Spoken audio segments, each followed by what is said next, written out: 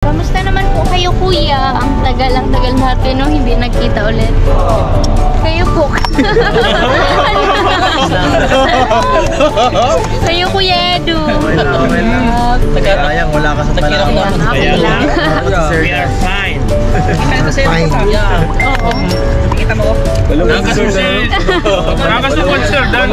Sir Dan, mag-isa tuloy. Kawawa naman. Malungkot si Dan, tapos wala pa ngayon. Kasi paano ka na eh. Tapos hindi pa magpapakita ngayon. Diyos mio, garapon. Bigla nagkasakit. Kita doon. We. Malungkot si Dan sa Palawan. Oo nga, malungkot si Dan. Oo nga, nakita ko yung sa ano yung vlog niya. Kawawa naman. Pero nakita ko sobrang enjoy naman lahat. Ang saya lang yun. Si Edo masaya, saka si Jomar. Oo nga, yan. Sino kay Edo at kay Jomar? Oo nga. Ilang araw na ba hindi mo nakita si Dan? Matagal na, almost 3 weeks. Kaya siguro nilagnat na, kuya. Sir Dan! Sobra ka na! May garapon. Kaya siguro nilagnat na. Bakit yan? Kailangan yun ng vitamin M.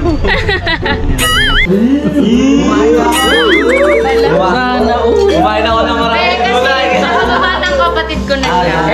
Kailan ang umpisa yung bay? Kayo may tawagan pala kayo Baka magtampo niya ng dandit. Hala. Oo, dandit. Kumain na ako marami. Ikaw, tol, ano ka? Wala kang sinasabi sa akin. Ayun! So, ay mga kalingap, thank you kay Medit. Grabe na busog tayo. Busog na naman itong mga kasama natin dito. Thank you po siyempre kay Tita. Thank you rin kay Tita. Yo, since wala naman si Sir Dan, ay... may sound effects. Sir Dan, mahala lang tayo. Kalamansi challenge na lang natin si Medit. Okay ba yun?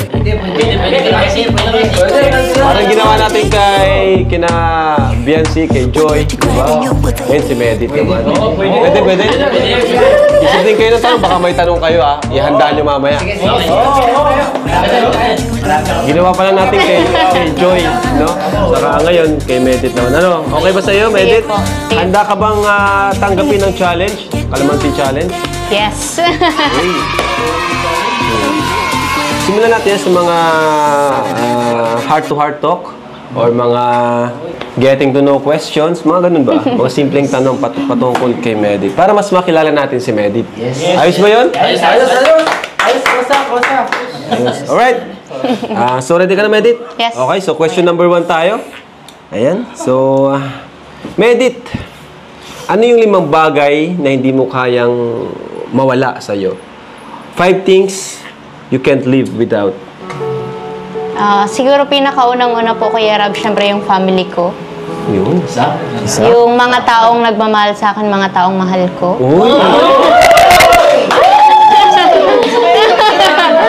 Marami sila.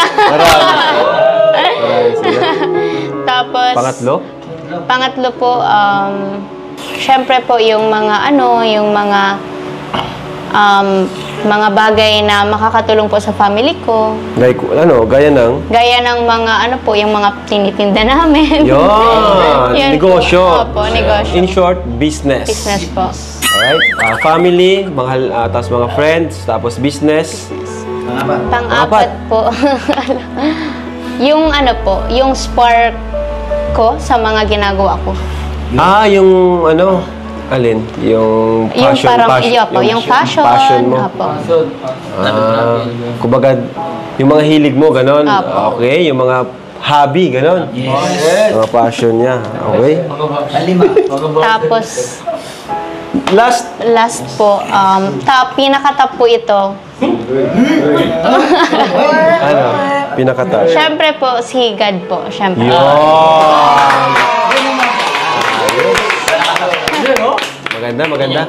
Maganda. Ikaw, ano sa'yo? Yung isa. Bigay kang isang hindi mo kayang mabuhay nang wala. Family ko. Family. Ikaw. Hindi ako? Bawal yun. Gaya-gaya. One. So, yung mahal ko sa buhay, yung yung girlfriend, yung... Wife ko. Wife. Galing. Wala man ako wife, yung healthy lifestyle ko. Ano naman, Medit, yung nagpapasaya sa'yo? Pinaka nagpapasaya po sa akin pag nakikita akong masaya yung mga taong mahal ko. Sino yung mga taong mahal niya? Sino yung mga taong mahal mo, di ba? Dapat, ano tayo dito, malinaw dapat yung sagot. Specific. Siyempre po, yung magulang ko, family Yun, ko, yung magulang. mga friends ko, Friends. yung special someone ko.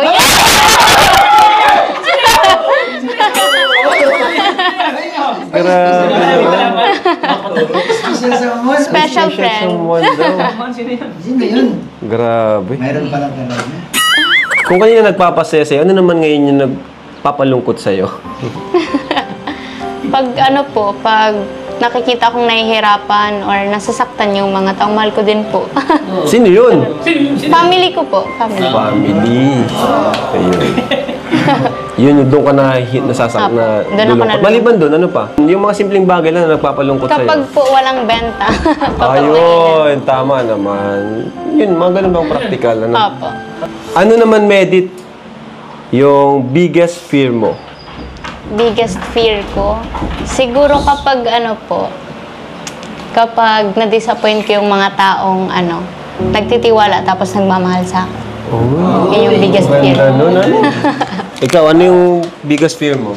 Ayan. Yun nga, yung mawala yung pamilya. Wala yung pamilya? Yung mawala ang lahat sa akin. yung mawala yung anak ko. Sakit. Sakit? Sakit ako. Sakit. Ako, biggest fear ko yung magkasakit din sila mama at papa. Tapos, yung mawala, Yun baga talaga, Kasi, tumatanda na rin mga magulang natin. Sa isang lalaki, Medit, what attracts you the most? Yung mindset po, yung wisdom niya sa buhay. Wisdom? Tapos yung Mindset? amoy niya po. Amoy! Anong amoy? Dapat anong yung bango. Mabango? Opo, dapat mabango. Matanong ko lang, Medit, si Sir Dan ba mabango? Opo.